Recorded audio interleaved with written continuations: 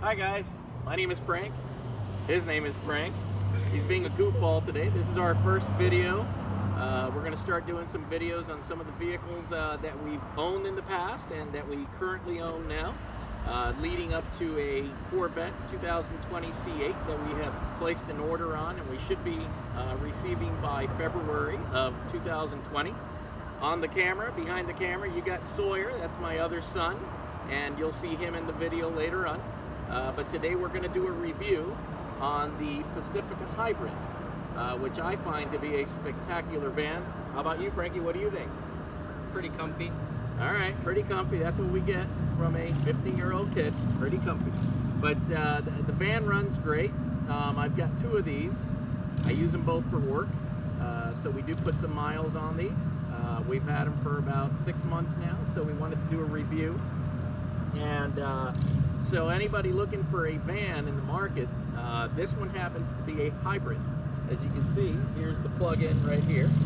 And the reason why I chose the hybrid is because the government does give you $7,500 to buy this vehicle. It's a hell of an incentive. If you buy the gas one, you don't get that incentive. So these are not cheap vans. These vans in this particular model, which is the top of the line model, can hit $50,000. So at $50,000, yes, they are not cheap. Now when you get to this model here, you do get all the bells and whistles. You get the leather, you get the dual AC system, TVs, DVD players, you name it, you got it. The alloy wheels. There are multiple wheels that you can choose for these vehicles. We chose this one in particular. I think it's the best looking. It's not a sporty wheel. It is more of a luxurious wheel. So we're going to start this review right now by opening this side door. Frankie, would you like to help me open that side door? Do something. All right, so now this one here has got the light interior, which I will tell you, I have the light interior on both of these vehicles, and it is actually holding up pretty well on both. The automatic transmission is very quiet, very smooth on these cars. The power coming off the line, you can feel the weight of the van, but I will tell you that once you kick in, the vehicle is actually pretty darn powerful, and it does run very smooth. We got a love bug going around here, guys, so if you see me start moving that camera around, it's the damn love bugs. So this one here's got the two-tone interior. This one's also got the sunroof that goes from the front halfway to the back of the vehicle, and then it's got a second sunroof on the back of the vehicle. I'm going to open the sunroof in the front. I'm going to open the shade. As you can see, the shade opens and the sunroof opens. And then you could open the shade all the way back and it's a full glass all the way to the back, and you got sunlight in the vehicle all the way. So far it's been quiet operation, hasn't gotten stuck, no issues, everything's worked the way it should. As you can see on the back of the seats, the TVs on this one are right behind the seats instead of up in the center of the head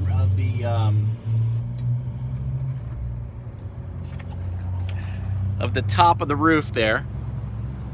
So these are on the back of the seats, and it has a bunch of features. You can play your DVDs, you can play your games, all sorts of goodies on these. You got pockets at the bottom of the seats. They're tiny pockets, not very big, good for small items. Cup holders on the back doors, both doors have it. Cup holders in the back seats. On each side, you got cup holders in small storage areas. So kick in. You have your headphone jack, HDMI cable, and USB to charge your phone. Okay. Now on this vehicle, the dash is super nice on these. You got the large screen in the center console. You got the large screen, all the features, everything is touch screen, so real easy to work with. your climate controls, radio, XM radio, everything is in there. You've got some storage in the center console, your DVD player. You got another storage section in the center console area as well. Cup holders. On the side of the doors you have cup holders and mat pockets.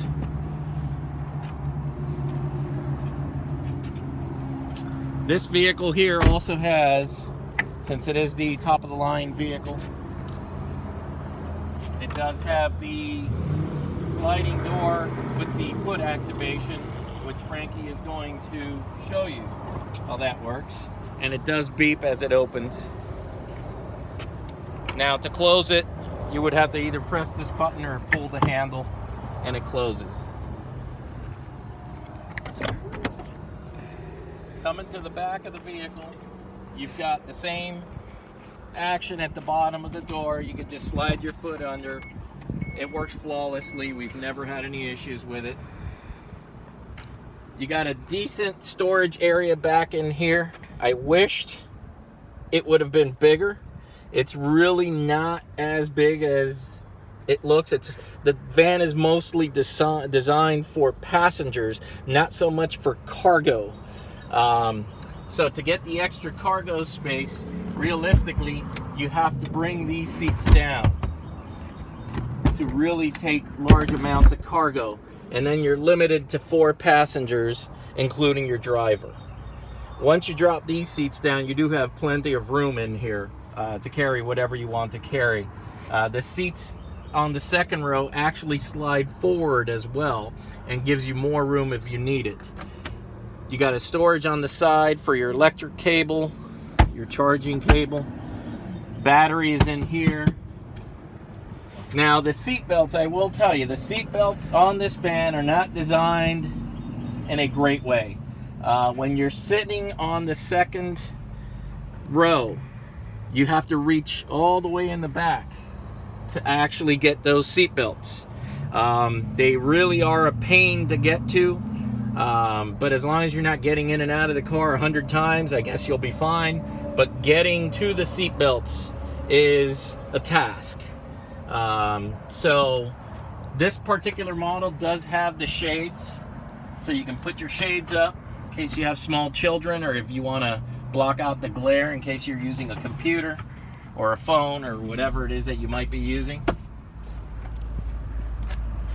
Now here's the second row. That's the back sunroof. Now this one is a manual sunroof. This one is not electric. This one you do have to open and close manually with your hand. Now we're gonna come around to the other side of the vehicle where Frankie is at. He's gonna slide that door open with his foot and he can give you more details on the vehicle. He'll be sitting inside so you can see the comfort of getting in and out. Didn't work the first time. I don't think he's sliding his foot all the way from the front to the back. It's got to be front all the way to the back. Let me try it. Yep, it's got to be front to back. Now, Frankie, grab a seat inside. Sawyer, step back so you can get them real good. So once you're in, these seats, I will tell you, are some of the most comfortable seats. Stand back so you can get us both.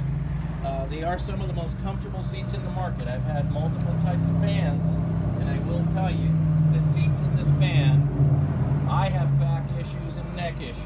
So I will tell you, these seats are spectacular. The form, the fit, the leather, the armrests. You got double armrest in the back seat. You got single armrest in the front seats. Obviously, you can't have 2 armrests in the front seat because or else that would block off anybody from coming in on this side. But I want to show you how far back you have to reach to get to the seatbelt. Frankie, go ahead and put the seatbelt on. So it is attainable. It's just you do have to reach all the way back in there. Once you're in, everything is fine. Now this particular model with the two-tone, the carpeting is black, which is definitely a plus because the light color on this car is very light. Now on this high-end model, you do have the blue stitching for the hybrid. It's really neat. It goes across the whole dash, as you can see there, as Sawyer is showing you.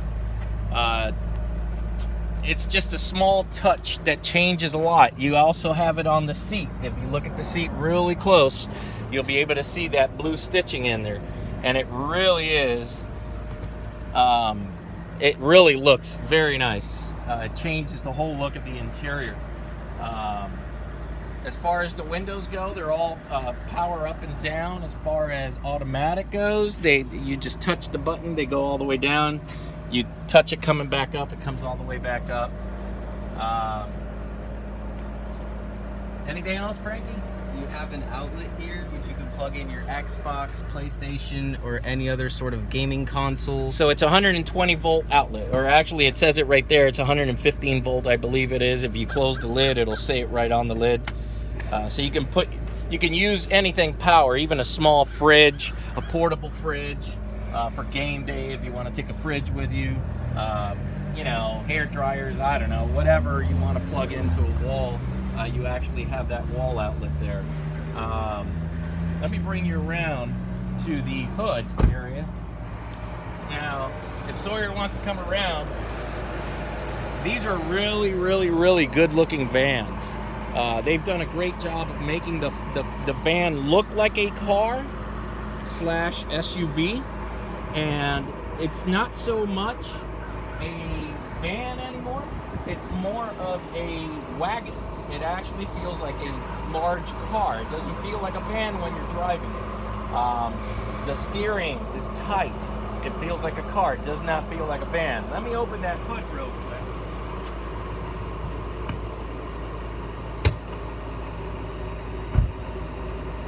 I will tell you, being hybrid, the motor is a bit whiny when the generator kicks in to charge. They do get a little whiny. And if you've never had a half electric, half gas car, you will probably feel a little weird at the beginning.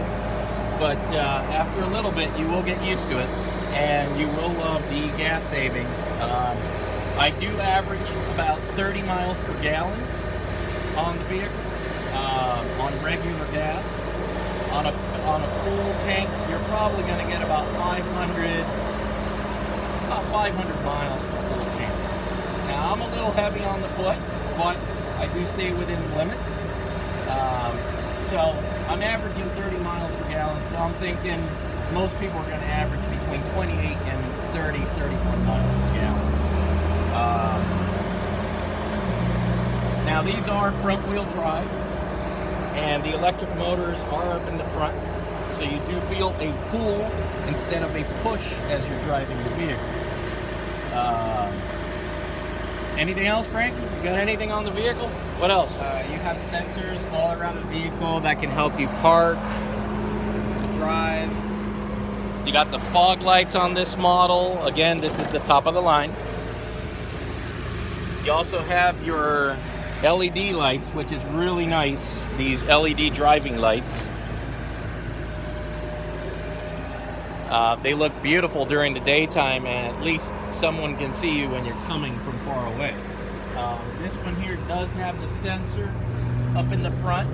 That's for your cruise control. If you put it on your cruise control and it keeps a certain distance, you can actually set it back or forward a little bit and be as close as you want to that car in front of you.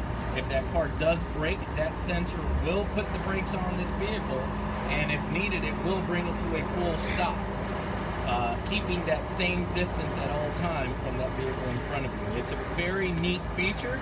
I don't trust any of these electronics on these cars nowadays, but I have tested it, and it really does work very nice, and it does what it's supposed to do. As far as the paint goes, the paint looks great. Like I said, we've had these for about 6-7 months now. Paint still looks great. On this particular model, you do get the chrome mirror covers on the side view mirrors, and you get them on the handles as well. You get the chrome on the handles. I chose this model in particular because of the fact that the difference was about $4,000 from the model below it, and it gives you so many more features, and you still get the $7,500 from the government when you buy the car. Now, I ended up leasing the vehicle because they automatically take the $7,500 off the price of the car. Whatever you negotiate the price to, the $7,500 comes off that price, and then you lease that amount. What I ended up doing was I bought the vehicle out shortly after I leased it. You do lose a little bit of money, but you don't have to be filing paperwork with the IRS showing that you got, a 70, or to claim your $7,500. It's automatic off of the lease. So they do all the paperwork. The dealer and the government deal with this, and so does Chrysler, and you have no involvement in it. You just get the car, and it's already been discounted, and it works great that way. What else can I say? The brakes work great on this car. Hybrids have a issue where the brakes usually feel a little spongy. I do feel it because I know about it, but if I didn't know about it, I don't think I would even. I don't think it would even be brought up. The brakes on this particular van are spectacular. The van does brake the way it should. And like I said, it does drive like a car.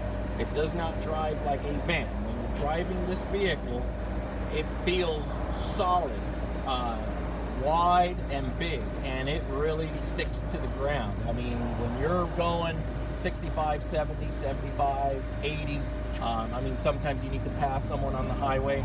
Easy pass, a lot of torque, lots of power. I can tell you that right now. Coming from a sports car family, where we had 2 Hellcats not too long ago, which we had issues with Chrysler because of unglued panels coming unglued, and they didn't have the door panels. They didn't have any of that in stock because all the new panels were all coming unglued, so they couldn't continue to send those out to the dealers. So after a 4-month battle with Chrysler, we resolved that issue. Obviously, we're comparing 2 whole different kinds of cars, but coming from fast vehicles with lots of power, I can tell you that this van has more than sufficient amount of power for your average driver. The roof rack on this, the only thing you get are the sidebars. You don't get the crossbars, okay? You need to buy those from the dealer after you purchase the vehicle, or while you're purchasing the vehicle, put it into the deal, no big deal. From what I've heard, I think they're about $350 if you want the crossbars, so you can actually put one of those big cargo carriers up on top of the van, because of the fact that the space in the back really isn't that large. So if you need cargo area, you might as well get the 2 crossbars when you buy the vehicle, and that goes with whether it's this model or any model. They only come with the side braces. They don't come with the crossbars. Anything else, Frankie? You got anything? No, not really. You're good? Yeah. Anything else at all? Reclining, seats reclining on the inside. You didn't even recline the seats for the people to watch. Now, I'm in here now. The back seats do recline all the way. Real comfortable. The headrest on this one does not adjust. The headrest on the 2 front seats do adjust fully. Now, having neck and back problems, I will tell you, the headrest in the front do not interfere. They're not tilted forward like a lot of new cars, which do destroy my neck. So I will tell you, some of the most comfortable seats I've ever owned on a vehicle. Just spectacular seating.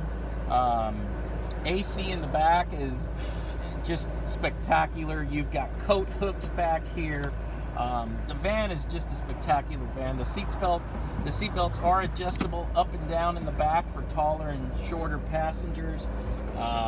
Plenty of lighting, LED lighting, which is really neat at nighttime. It's kind of like a brightish white, but not too bright. Just right is what I would call it.